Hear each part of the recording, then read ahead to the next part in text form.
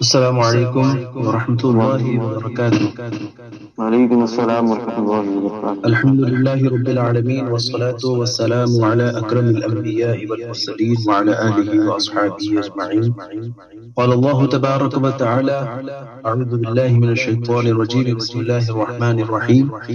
قل هو الله أحد الله الصمد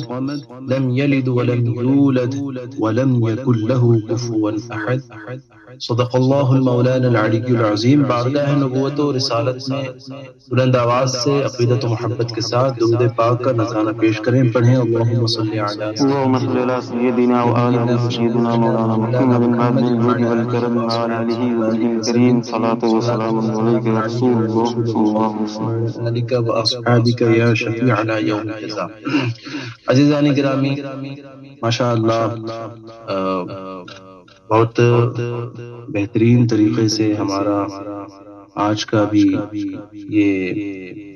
اصلاح معاشرہ کا جلسہ اپنی کامیابی کی طرف رواں دوا ہے، اور حضرت مولانا مفتی محمد اختر رضا صاحب مجددی دامت برکاتہم العالیہ نے بہت بہترین پیغام سے ہمیں نوازا، ناموس رسالت کی اہمیت بتائی۔ حضرت مولانا افروز عالم صاحب نے ارتداد کے مسئلے پر روشنی ڈالی۔ اللہ تبارک و تعالی ہم سب کو ان حضرات کی بتائی ہوئی ہدایات پر، احکام شرع پر عمل کی توفیق عطا فرمائے۔ جیسا کہ میں نے گزشتہ ہفتے آپ حضرات کے سامنے یہ وعدہ کیا تھا کہ میں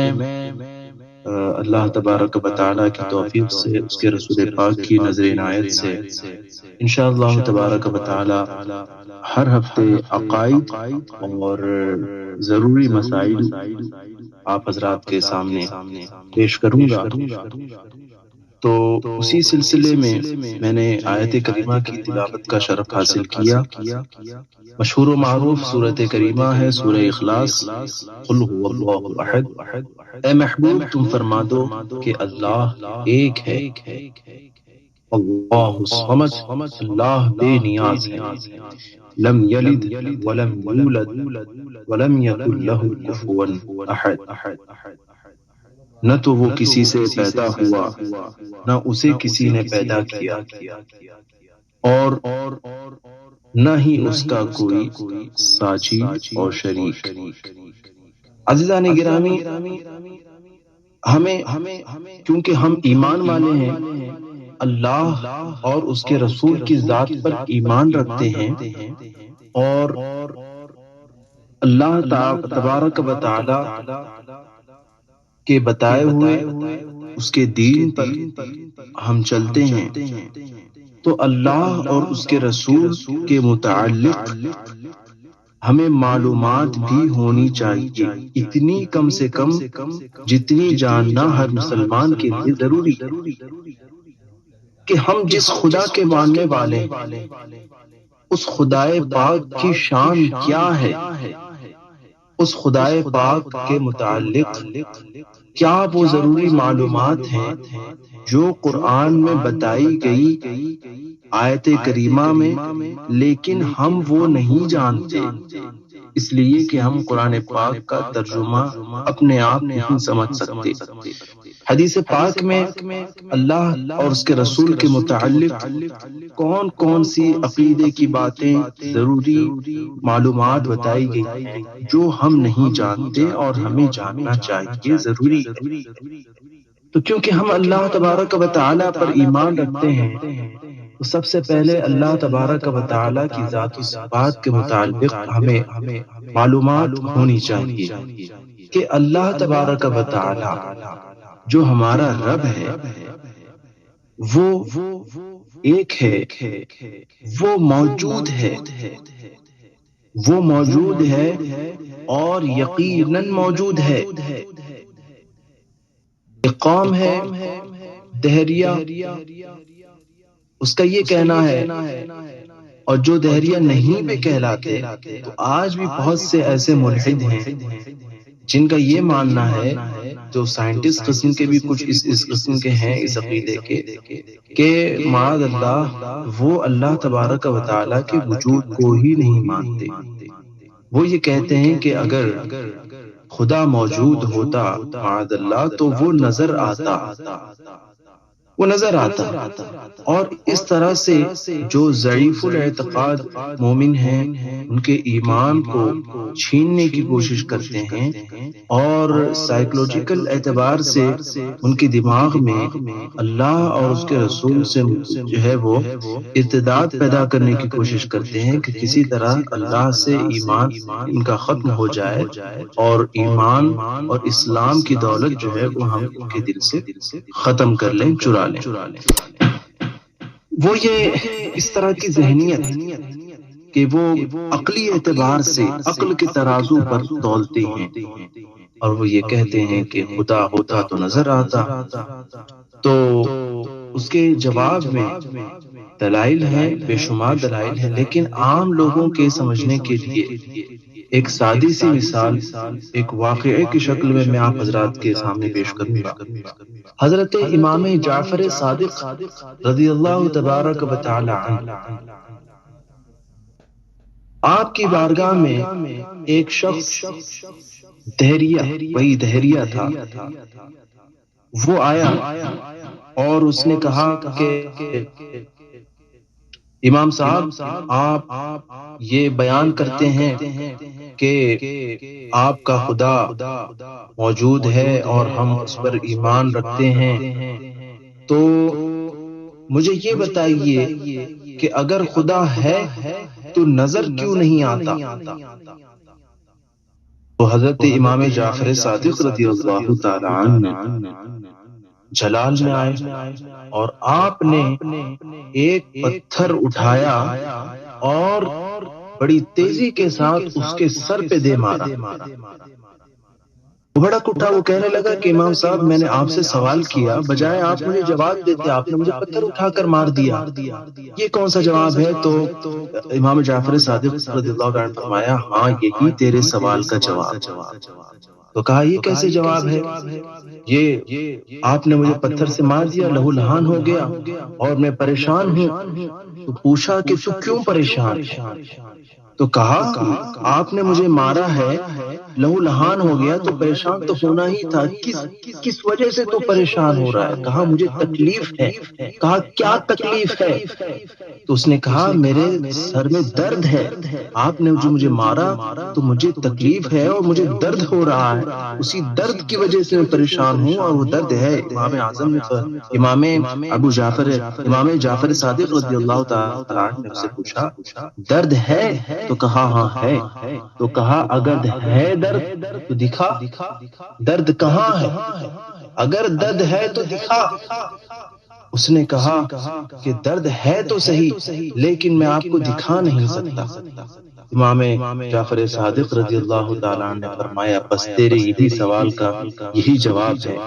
کہ ضروری نہیں ہے کہ ہر چیز جو موجود ہو وہ نظر آئے، یہ ضروری نہیں ہے. یہ درد تو ایک ادنا سی چیز ہے جو تیرے سر میں ہے، درد ہے لیکن نظر نہیں آتا. تو اگر کوئی یہ کہے کہ تجھے درد نہیں ہے اس لیے کہ درد تیرا نظر نہیں آ رہا ہے تو درد ہے بھی نہیں، تو اب تو اس کو ماننے کے لیے تیار نہیں ہوگا اور تو ضرور کہے گا کہ درد تو ہے، وہ درد محسوس ہو رہا ہے، دیکھنے میں نہیں آ رہا. تو معلوم ہوا کہ ضروری نہیں ہے کہ ہر وہ چیز جو ہو اس کا دکھنا بھی ضروری ہے. دوسری بات یہ ہے کہ بہت سی چیزیں ایسی ہیں جو دکھتی تو نہیں ہے مگر وہ موجود ہوتی ہے. ہوا ہے، اس کے علاوہ آواز ہے، بہت ساری ایسی چیزیں ہیں، لیکن ہم ان چیزوں سے سمجھنے کے بجائے آگے اور بڑھتے ہیں. دیکھیے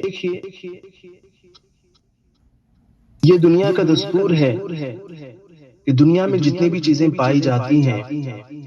وہ ضرور کسی نہ کسی کی بنائی ہوئی ہوتی ہے. ہم اور آپ جس چیز پر بیٹھے ہوں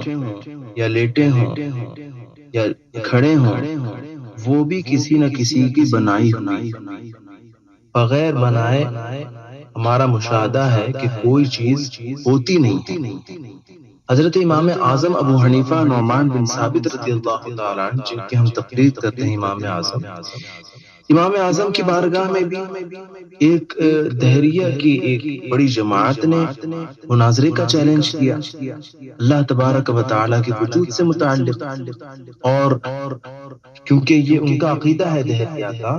اور آج کل کے کچھ سائنسدان بھی جو ہے وہ یہ عقیدہ پھیلانے کی کوشش کرتے ہیں کہ یہ جو دنیا ہے یہ بس ایسے ہی اپنے آپ موجود ہے، اور دنیا کا نظام اسی طرح چلتا چلا آیا ہے، لوگ زندہ ہوتے ہیں، مرتے ہیں، ختم ہو جاتے ہیں،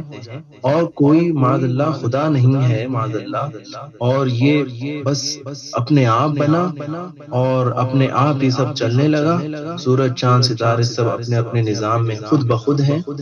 یہ اس طرح کی ذہنیت دہریوں کی ہوتی ہے۔ تو اسی پر وہ مناظرہ کرنے کے لیے امام اعظم رضی اللہ تعالیٰ عنہ کی بارگاہ میں یہ مسئلہ پیش ہوا کہ انہیں مناظرہ کرنا ہے۔ امام اعظم نے فرمایا ٹھیک ہے، میں مناظرے کے لیے تیار ہوں، اور جگہ متعین کر دیا جائے، میں اس جگہ پر پہنچ جاؤں گا، وہ بھی پہنچ جائیں۔ مناظرے کے لیے جگہ طے ہو گئی، اور وہ جو فریق مخالف تھا دہریے کی جو قوم تھی، وہ دہریوں کی ٹولی وہ وقت پر پہنچ گئی اس مناظرے کی جگہ پر۔ امام اعظم رضی اللہ تعالیٰ عنہ قصدن جان بوجھ کر آپ دیر سے اس جگہ پر پہنچے جہاں مناظرہ ہونا تھا۔ جب آپ پہنچے تو دہریوں نے کہا کہ دیکھیے لگتا ہے آپ ڈر گئے ہیں، اسی لیے بڑی تاخیر میں آپ آئے ہیں یہاں پر مناظرے کے لیے، ہمیں لگتا ہے کہ آپ ڈر گئے ہیں اسی لیے کیونکہ آپ کو تاخیر ہوئی۔ امام اعظم نے فرمایا نہیں، میں ڈرا نہیں، مجھے جو تاخیر ہوئی ہے آنے اس سلسلے میں جو تم نے پوچھا ہے، اگر میں تم کو اس کا جواب یہ دوں کہ مجھے یہاں آنے میں جو تاخیر ہوئی ہے وہ اس وجہ سے ہوئی ہے دیری کہ میں ندی کے اس پار تھا اور مجھے ندی پار کر کے آنا تھا، لیکن ندی پار کرنے کے لیے میرے پاس کوئی ذریعہ نہیں تھا، کوئی کشتی نہیں تھی جس پر سوار ہو کر میں آتا یہاں پر، اس وجہ سے میں وہاں پر کھڑے ہو کر انتظار کرتا رہا، سمندر ندی کے کنارے پر میں انتظار کرتا رہا۔ کچھ دیر میں نے انتظار کیا تو میں نے دیکھا کہ اچانک درخت ایک وہاں پر جو موجود تھا وہ درخت اچانک اپنے آپ کٹ گیا اور اپنے آپ وہ جڑ سے اکھڑ گیا، اور اس درخت کی شاخیں اپنے آپ کٹ کر الگ ہونے لگی، اور اس درخت کی شاخوں سے اس کے پتے بھی خود بخود سارے کے سارے پتے خود بخود الگ ہو گئے، اور وہ جو اس کی شاخیں تھی اور اس درخت کا جو تنا تھا یہ سب ہر ایک جو ہے وہ خود بخود کٹ کر پترے بننے لگے، باقاعدہ کٹ کر وہ ایک شیپ میں وہ پترے بننے لگے، اور وہ تمام کے تمام پترے خود بخود بنے اور وہ خود بخود آپس میں جڑنے لگے، اور اس طرح تمام پٹرے جڑ کر آپس میں ایک کشتی کی شکل میں تیار ہو گئی، اور وہ کشتی خود بخود تیار ہو کر خود بخود وہ ندی کے پانی میں گئی۔ پھر میں نے جب دیکھا کہ یہ تو کشتی تیار ہو کر خود بخود آ گئی، پھر میں اس پر سوار ہوا اور یہاں پر آیا، اس وجہ سے کیونکہ وہاں یہ سب کچھ اپنے آپ ہو رہا تھا، اس وجہ سے مجھے یہاں پر آنے میں تاخیر ہوئی۔ اگر میں آپ حضرات کو یہ جواب دوں تو آپ لوگ کیا کہو گے؟ تو ان دہریوں کو بڑا تعجب ہوا یہ جواب سن کر۔ انہوں نے کہا امام اعظم آپ اتنے بڑے امام ہیں اور آپ ایسی بیوقوفی جیسی بات کر رہے ہیں کہ ایک درخت تھا، وہ اچانک خود بخود کٹ گیا، اور خود بخود وہ اس کے شاخیں الگ ہو گئی، اور خود بخود وہ پٹرے بن گئے، اور خود بخود وہ پٹرے آپس میں جڑ کر ایک کشتی بن گئی، اور کشتی خود بخود وہ ندی میں گئی، اور خود بخود چل کر وہ جو ہے وہ اس پار آ گئی۔ یہ بیوقوفوں والی بات آپ اس طرح سے کر رہے ہیں، یہ ایسا کیسے ہو سکتا ہے کہ خود بخود یہ ساری چیزیں ہو جائے، خود بخود کٹے اور خود بخود کشتی بن جائے؟ امام اعظم رضی اللہ تعالی عنہ نے فرمایا، بس تمہیں اپنے سوال کا جواب مل گیا۔ تمہارا جو یہ عقیدہ ہے کہ یہ دنیا، یہ کائنات، یہ جیسی ہمیں نظر آتی ہے، یہ ہمیشہ سے ایسی ہی ہے، چلتی چلی آئی ہے اور ہمیشہ چلتی رہے گی، اور یہ چاند، سورج، ستارے، زمین، آسمان، یہ سب کے سب خود بخود بنے ہیں، تو سوچو کہ جب ایک کشتی خود بخود نہیں بن سکتی، ایک پیڑ خود بخود کٹ نہیں سکتا، خود بخود اس کی شاخیں الگ نہیں ہو سکتی، خود بخود پٹرے نہیں بن سکتے، خود بخود کشتی بن نہیں سکتی، خود بخود کشتی چل نہیں سکتی، خود بخود، تو پھر یہ اتنی بڑی کائنات، اتنا بڑا نظام، یہ چاند، سورج، ستارے، اتنی بڑی زمین اور یہ آسمان، یہ اتنی بڑی بڑی چیزیں پھر خود بخود کیسے ہو سکتی ہیں؟ جب ایک چھوٹی چیز نہیں بن سکتی تو اتنی بڑی چیزیں خود بخود کیسے بن سکتی ہیں؟ وہ تمام دہریے لاجواب ہوئے، اور آخر وہ انہیں شکست ہوئی، اور وہ ان میں سے کچھ کو ماننا بھی پڑا۔ لہذا یہ جو بھی ہم دیکھتے ہیں، زمین، آسمان، چاند، سورج، ستارے وغیرہ ساری چیزیں، یہ اللہ تبارک و تعالی کی وجود کی شہادت دیتی ہیں، یہ سب بتاتی ہیں، یہ سارا نظام اس بات کی شہادت دیتا ہے کہ کوئی خدا ہے، کوئی خدا ہے جو اتنی بڑی کائنات کو چلا رہا ہے، اتنی بڑی بڑی نشانیوں کو جس نے بنایا، کوئی نہ کوئی خدا موجود ہے۔ یہ تمام چیزیں گواہی دیتی ہیں اس بات کی، اور یہ معاذ اللہ کہ دنیا جو ہے خود بخود ہے اور ہمیشہ سے چلتے آئی ہے اور ہمیشہ چلتی رہے گی، یہ بھی عقیدہ عزیزان گرامی، یہ بھی عقیدہ غلط ہے، اس لیے کہ ہمیشہ سے صرف اور صرف اللہ تبارک و تعالی کی ذات پاک ہے، اور اسی کی ذات پاک ہمیشہ رہے گی۔ یہ دنیا اللہ تبارک و تعالی کے سوا جتنی چیزیں، یہ پورا عالم، یہ پہلے نہیں تھا، جب اللہ نے چاہا تب یہ موجود ہوا، پھر اس کے بعد ایک وقت آئے گا کہ یہ سارا عالم ختم ہو جائے گا، فانی ہو جائے گا، باقی رہنے والی ذات ہمیشہ صرف اللہ تبارک و تعالی کی ہے۔ تو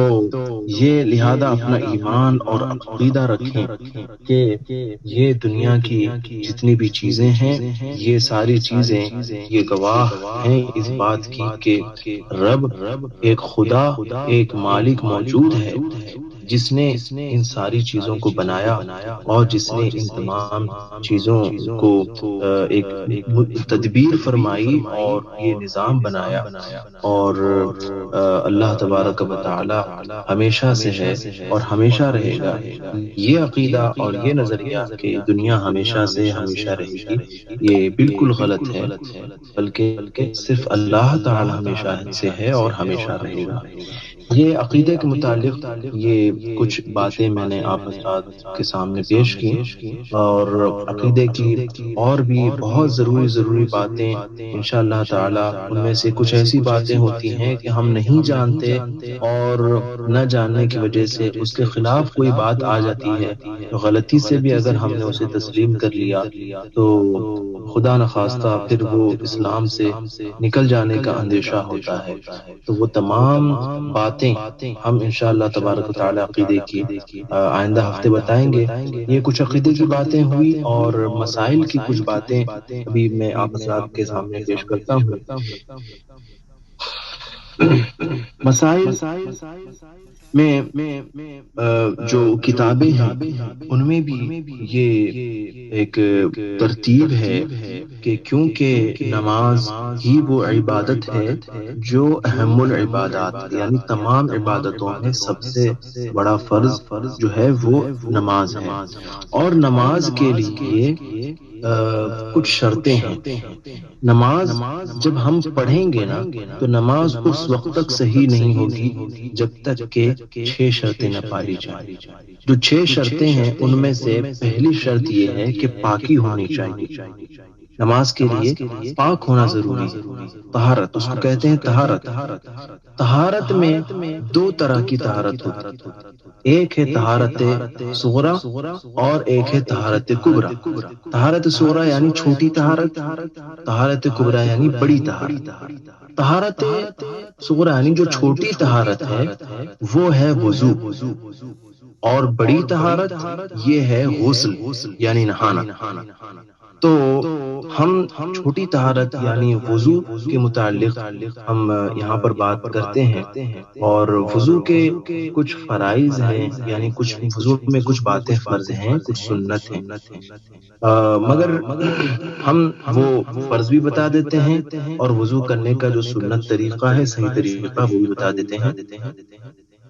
وضو میں جب ہم وضو کرنے کے لیے بیٹھیں گے تو سب سے پہلے ہمارا بہتر ہے کہ رخ قبلے کی جانب، قبلے کی جانب ہمارا منہ ہونا چاہیے، یہ سنت ہے۔ قبلے کی جانب ہمارا منہ ہو، اور بہتر ہے کہ بیٹھ کے وضو کیا جائے، اور سب سے پہلے دونوں ہاتھوں کو گٹوں تک دھو لیں، یعنی یہ جو ابھری ہوئی ہڈی ہے کلائی کے آگے ہمارے ہاتھوں کی، اس کو گٹا کہتے ہیں۔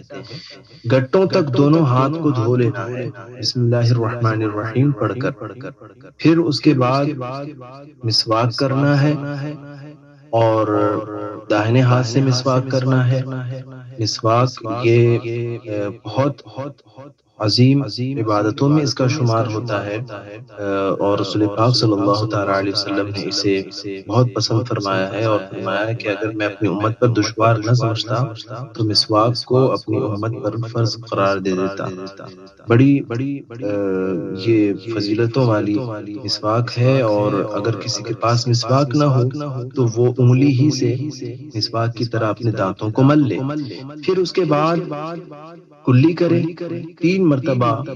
اپنے داہنی چلو میں، اپنے داہنی ہاتھ میں پانی لے، اور 3 مرتبہ ایک چلو لے، 1 مرتبہ کلی کرے، دوسرا چلو لے، پھر کلی کرے، تیسرا چلو لے، پھر کلی کرے، اس طرح 3 مرتبہ کلی کر کے پانی کو تھوکے۔ پھر اس کے بعد ناک میں، اچھا یہ جو کلی کرنا ہے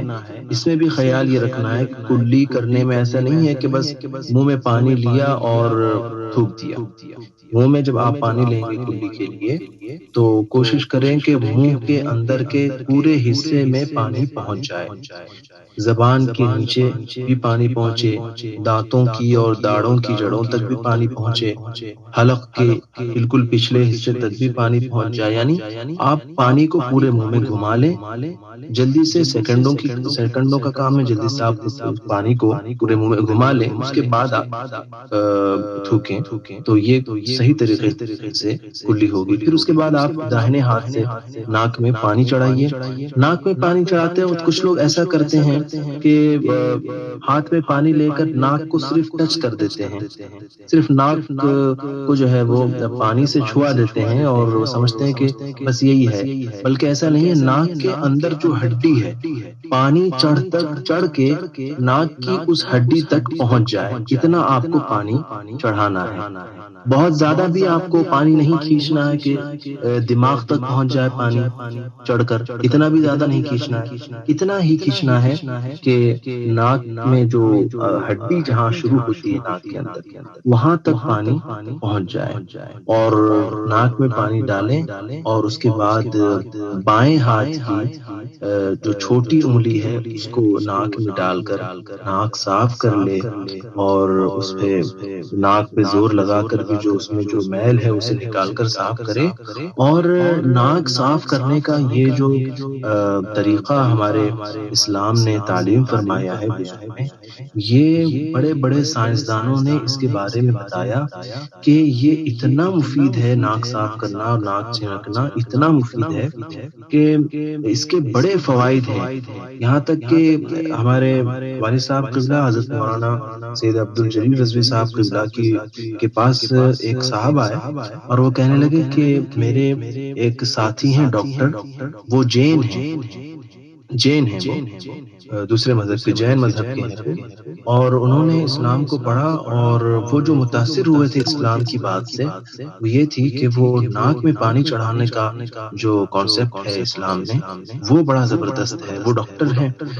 تو وہ والد صاحب نے کہا کہ آپ انہیں لے آئیے. وہ آئے اور والد صاحب کے دستے پاک پر انہوں نے اسلام قبول کیا اور انہوں نے وہ بات عرض کی کہ میں جس بات سے اسلام سے امپریس ہوا تھا وہ یہی بات تھی کہ ناک میں پانی چڑھانے کا جو تصور اسلام نے دیا ہے کہ اتنی پاکی کہ ناک کے اندر بھی جو تھوڑی بہت جو ہے وہ دھول بیٹھ جاتی ہے چلی جاتی ہے اسے بھی صاف کیا جاتا ہے، تو اس کے بڑے فوائد ہوتے ہیں ڈاکٹری کے اعتبار سے بھی. تو وہ اسی بات سے وہ متاثر ہو کر اسلام قبول کیا. تو طریقہ یہ اس کا فائدہ اسی وقت صحیح طور پر حاصل ہوگا کہ ہم ناک میں پانی چڑھائیں تھوڑا سا نرم ہڈی تک اور اس کے بعد ناک کو صاف کریں بائیں ہاتھ کی انگلی سے اور اس طرح سے ناک صاف ہوگی. پھر اس کے بعد ہم دونوں ہاتھ چلو بنائیں اور اس میں پانی لے کر دونوں ہاتھوں سے اپنا چہرہ دھوئیں. اس طرح دھونا ہے، یاد رکھیں چہرہ اس طرح دھونا ہے کہ بال اگنے کی جگہ سے لے کر تھوڑی کے نیچے تک پانی پہنچے اور چوڑائی میں ایک کان کی کنپٹی تک سے دوسرے کان کی کنپٹی تک کے پورا یہ حصہ جو ہے وہ پانی سے دھونا ہے. اس طرح کہ کم سے کم 2 سے 3 قطرے، 2 قطرے یا بہتر ہے کہ 2 سے 3 قطرے اور اس سے زیادہ پانی بہ جائے اتنے پورے حصے پر. ایسا نہیں ہے کہ جو ظاہری ہے تھوڑا سا ہم نے چہرہ دھو لیا تو یہ آپ کا فرض ادا نہیں ہوگا. یہ آپ اس طرح سے اگر چہرے کا کوئی بھی حصہ اگر رہ گیا پانی بہنے سے تو ہمارا وضو نہیں ہوگا اور پھر ہماری نماز بھی درست نہیں ہوگی. اس لیے بال اگنے کی جگہ، لمبائی میں بال اگنے کی جگہ سے لے کر تھوڑی کے نیچے تک اور چوڑائی میں دائیں دونوں کانوں کی کنپٹی کے درمیان کی جگہ کو پانی سے اچھے سے دھو لینا ہے. اور جن حضرات کے چہروں پر داڑھی ہے، سنت رسول ہے ماشاءاللہ، تو وہ داڑھی میں خلال کریں. اور اگر داڑھی تھوڑی ہلکی ہے، اتنی ہلکی ہے کہ ان کی چمڑی نظر آتی ہے ان کے چہرے کی، ان کے گالوں کی، تو وہاں اس چمڑی تک بھی پانی پہنچانا ضروری ہے. اور اگر داڑھی گھنی ہے تو اگر چمڑی کے نیچے تک پانی نہ بھی پہنچائے تب بھی کوئی حرج نہیں. بہرحال یہ اتنی پوری جگہ پر پانی پہنچانا یہ ضروری ہے. یہ چہرہ دھونا ہو گیا. پھر اس کے بعد آپ دھوئیں گے دونوں ہاتھوں کو کوہنیوں سمیت. کوہنیوں سمیت دھونا ہے. کوہنیوں سمیت کا مطلب یہ ہے کہ جو ہماری کوہنیاں ہیں یہ بھی دھونا ہے، اور بہتر ہے کہ کوہنیوں سے کچھ اوپر تک ہی دھوئیں. کوہنیوں سے کچھ اوپر تک کے پانی بہائیں اور 3 مرتبہ، جس طرح ہمیں 3 مرتبہ چہرہ بھی دھونا ہے اور اسی طرح ہمیں 3 مرتبہ دونوں ہاتھ کوہنیوں سمیت دھونا ہے. کوہنیوں سے کچھ اوپر تک دھو لیں، یہ بہتر ہے. اور اس میں بھی یہ دھیان رکھنا ہے چہرہ دھوئیں یا ہاتھ دھوئیں، اس میں فقہاء نے فرمایا کہ اس طرح دھونا ہے کہ بال کی نوک کے برابر بھی کوئی جگہ پانی بہنے سے نہ رہ جائے. بال جتنی جگہ نہیں، بال کے نوک کے برابر بھی کوئی جگہ جو ہے وہ پانی بہنے سے نہ رہ جائے. لہذا کبھی کبھی ایسا ہوتا ہے کہ کسی کی اسکن ڈرائی ہوتی ہے تو اس وجہ سے وہ پانی صحیح سے پہنچ نہیں پاتا ہے، یا کبھی ایسا بھی ہوتا ہے کہ ٹھنڈی کے موسم میں چمڑی سوکھ جاتی ہے اور خاص کر کے کوہنی کی چمڑی جو ہے وہ زیادہ سوکھ جاتی ہے. تو کبھی کبھی ایسا ہوتا ہے ہم پانی بہاتے تو ہیں لیکن پانی اس کے اوپر سے ایسا گزر گزر جاتا ہے کہ وہ بہت سی اس کے اندر جو ہے چھوٹی چھوٹی رگوں جیسی باریک باریک جگہیں جو ہے وہ خالی رہ جاتی ہے. لہذا ضروری ہے کہ بہت دھیان سے دونوں ہاتھوں کو کوہنیوں سمیت اس طرح سے دھوئیں کہ بال کے نوک کے برابر بھی کوئی جگہ پانی بہنے سے نہ رہ جائے، ہر جگہ پانی پہنچ جائے دونوں ہاتھ کوہنیوں سمیت تک. پھر اس کے بعد ہمیں کرنا ہے سر کا مسح. سر کے مسح کا جو سنت طریقہ ہے وہ یہ ہے کہ اپنے بھیگے ہوئے ہاتھ جو ہیں ان کو اس طرح سے رکھے کہ جو ہتھیلیاں ہیں ہتھیلیوں کا رخ ہمارے چہرے کی طرف ہو، اور دونوں ہتھیلیوں کو ملانا ہے وہ اس طرح کہ جو انگوٹھے کی انگلی ہے، جو انگوٹھا ہے ہمارا، انگوٹھے کی انگلی اور اس کے بعد اس کی انگوٹھے کی بازو میں جو ملی ہوئی انگلی ہے، شہادت کی انگلی بھی جسے کہتے ہیں، تو انگوٹھے کی انگلی، انگوٹھا اور اس کے بعد والی انگلی دونوں ہاتھوں کی جو ہے اس کو الگ کریں، اور باقی جو دونوں ہاتھ کی تین تین انگلیاں ہیں ان تین انگلیوں کے نوک آپس میں ملائے، ایک دوسرے کی نوک جو ہے تینوں انگلیوں کی نوک آپس میں ملائے اور وہ ماتھے پر رکھے. ماتھے پر رکھ کر اس طرح سے پیچھے لے جانا ہے کہ یہ جو دو انگلیاں ہیں، انگوٹھا اور اس کے بعد والی انگلی شہادت کی انگلی، یہ دونوں انگلیاں جو ہیں ہمارے سر پر نہیں لگنا چاہیے. یہ جو تین انگلیاں ہم نے ملائی ہیں ایک دوسرے سے، ان تین انگلیوں کا پیٹ یعنی ان تین انگلیوں کے اندر کا حصہ جو ہے وہ ہمارے ماتھے پر لگے. اس طرح سے ہم ماتھے پر لگاتے ہوئے پیچھے تک گدی تک لے جائیں گے. پھر اس کے بعد جو ہتھیلی ہے، یعنی یہ جب ہم لے جائیں گے سر کے مسح کے وقت، جب ہم سر کا مسح شروع کریں گے اس وقت صرف انگلیاں جو ہیں وہ تین انگلیوں کا پیٹ یہی صرف لگانا ہے، ہتھیلیاں سر پہ نہیں لگانا ہے، صرف تینوں انگلیاں لگانا ہے اور پیچھے لے جانا ہے. اور پھر اس کے بعد واپس لانا ہے ہمیں، یعنی اب ہم نے کیونکہ تین انگلیاں کیا تو یہ سر کے بیچ کا حصے کا مسح ہوا. پھر اس کے بعد ہم کو جو سائڈ، دونوں سائڈ کی جو جگہ رہ گئی سر کی، اس کا بھی مسح کرنا ہے. تو اس کے لیے ہم نے یہ جو ہتھیلیاں ہیں جن کا ہم نے اب تک استعمال نہیں کیا اس کا استعمال کریں گے، اور یہ دونوں ہتھیلیاں دونوں سائڈ جو سر کی ہیں جو اب تک رہ گئی تھی مسح کی، اس کو مسح کرتے ہوئے پیچھے سے آگے کی طرف ماتھے کی طرف لانا ہے. یہ اس طرح سر کا مسح ہو گیا. پھر اس کے بعد جو ہم نے دو انگلیاں چھوڑی تھی، یعنی انگوٹھی کی انگلی چھوڑی تھی اور اس کے بعد کی جو شہادت کی انگلی ہے، دونوں ہاتھوں کی دونوں انگلیاں ہم نے چھوڑی تھی. تو اب یہ جو شہادت کی انگلی ہے، انگوٹھی کی بازو والی انگلی، اس سے ہم کو اس کے پیروں سے ہم کو کان کے اندر کا مسح کرنا ہے، کان کے اندر کا مسح کرنا ہے. اور جو کان کی جو قدرتی ڈیزائن ہے اس حساب سے ہمیں اپنی انگلی گھمانا ہے اور کان کے اندر مسح کرنا ہے. اور یہ جو ہمارا انگوٹھا رہ گیا، دونوں ہاتھ کے انگوٹھے رہ گئے، ان دونوں ہاتھ کے انگوٹھوں کا جو اندر کا طرف ہے اس سے ہمیں کانوں کے پچھلے حصے کا مسح کرنا ہے. کانوں کے اوپر کا حصہ ہی بولتے ہیں اس کو، اور کان کے پیچھے کا حصہ ہی بولتے ہیں، اس کا ہمیں مسح کرنا ہے. پھر اس کے بعد یہ جو دو ہاتھ ہیں ہمارے، کیونکہ اب تک ہم نے مسح کیا اور ہاتھ کے اندر کا حصہ، ہتھیلی کی طرف کا حصہ ہم نے استعمال کیا، اب ہاتھ کے پیچھے کا حصہ یعنی ہاتھ کی پیٹھ جسے کہتے ہیں وہ حصہ رہ گیا. تو اب اس سے ہم کو اپنی گردن کا مسح کرنا ہے. گردن کا مسح کریں، دونوں ہاتھوں سے گردن کا دونوں طرف مسح کر لیں، لیکن یہ یاد رہے کہ صرف گردن کا مسح کرنا ہے، گلے کا مسح نہیں کرنا. یاد رکھیے جو اگلا حصہ ہوتا ہے اس کو کہتے ہیں گلا، جو پچھلا حصہ ہے اس کو کہتے ہیں گردن.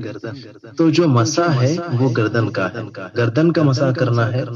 گلے کا مسح نہیں کرنا ہے، اس لیے کہ گلے کا مسح کرنا مکروہ ہے.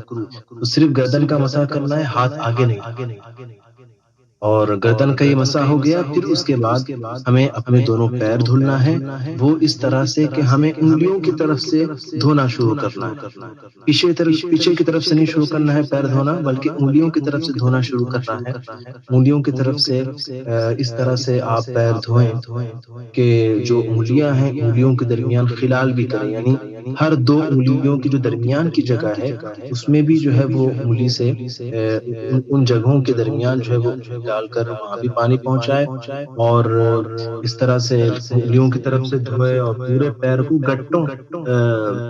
ٹخنوں تک دھوئیں۔ اس کو ٹخنا کہتے ہیں، جو پیر کی ابری ہوئی ہڈی ہے نیچے کی طرف، اس کو ٹخنا کہتے ہیں۔ وہاں تک دھوئے، ٹخنے تک دھوئے، یعنی ٹخنا بھی دھوئے اور ٹخنے سے کچھ تھوڑا اوپر ہی دھو لے، اس لیے کہ اگر ہم نے تھوڑا اس سے اوپر دھو لیا تو کوئی حرج نہیں، لیکن اس سے نیچے نہیں ہو رہا ہے، اس سے کم نہیں ہونا چاہیے، تھوڑا اوپر اس سے ہم نے زیادہ دھو لیا تو کوئی حرج نہیں۔ تو ٹخنوں سے ٹخنا دھوئے، ٹخنے تک دھوئے، اور ٹخنے سے بلکہ کچھ اوپر تک ہی دھوئے، اور اس طرح سے دھوئے۔ میں ایک مرتبہ پھر کہتا ہوں کہ جو دھونے کی جو چیزیں ہیں اس کے بارے میں فرمایا کہ اس کو جو دھونے کی چیزیں ہیں ان کو اس طرح دھونا ہے کہ بال کے نوک کے برابر بھی کوئی جگہ پانی بہنے سے نہ رہ جائے، بہت اچھے سے ہاتھ پھیر کر، یا اگر تھوڑا سا رگڑنے کی ضرورت پڑے، کبھی کبھی ایسا ہوتا ہے کہ ٹھنڈیوں میں ایڑیاں سوکھی رہ جاتی ہے یا پھٹ جاتی ہے، تو اس میں جو ہے وہ آپ کو تھوڑا سا اپنی انگلیوں سے رگڑنا ہوتا ہے تاکہ اس کی جو درمیان کی خالی خالی تھوڑی تھوڑی جگہ ہے ایڑیوں میں وہاں تک پانی پہنچ جائے، اور وہ جگہ خالی نہیں رہنا چاہیے، سوکھی نہیں رہنا چاہیے۔ اگر کوئی جگہ سوکھی رہ گئی تو ہمارا وضو نہیں ہوگا، اور وضو نہ ہونے کی وجہ سے پھر نماز نہیں ہوگی۔ تو اس طرح سے ہمیں دونوں پیر دھو لینا ہے، پیروں کے اوپر کا حصہ بھی دھونا ہے، اور پیر کے تلیے کی طرف کا بھی حصہ ہمیں دھونا ہے۔ تلیے میں کچھ لائنز ہوتی ہیں، اگر ہم نے توجہ نہیں دی تو ان لائنز میں بھی جو ہے کبھی کبھی پانی نہیں پہنچتا ہے، تو اس کا دھیان رکھنا ہے، اور دونوں پیر جو ہے وہ ٹخنوں تک اس طرح سے دھونا ہے کہ پوری جگہ پر پانی پہنچ جائے، انگلیوں کے درمیان بھی، اور انگلیوں میں جو سوکھی جگہیں عام طور پر ہوتی ہیں ان پر بھی پانی پہنچائے۔ اس طرح سے جب آپ نے کر لیا، اب اس کے بعد آپ کلمہ شہادت پڑھیے، اشہد ان لا الہ الا اللہ واشہد ان محمد عبدہ ورسولہ۔ حدیث پاک میں حضور اکرم صلی اللہ تعالی علیہ وسلم ارشاد فرماتے ہیں کہ جو وضو کرنے کے بعد کلمہ شہادت پڑھے گا، اللہ تبارک و تعالی اپنے کرم سے اس کے لیے جنت کے 8 دروازے کھول دے گا۔ تو یہ اس طرح یہ وضو کا صحیح طریقہ ہوا۔ اب آپ نماز پڑھیں گے تو آپ کی نماز جو ہے وہ کامل طور پر انشاءاللہ تعالیٰ اگر اس کے فرائض اور اس کے ارکان وغیرہ ہم نے صحیح ادا کیے تو اب تو ہماری نماز صحیح ہوگی، کیونکہ ہمارا وضو صحیح ہوا۔ یہ وضو کے مسائل آج بیان ہوئے، وضو کا سنت طریقہ آپ کو بتایا گیا۔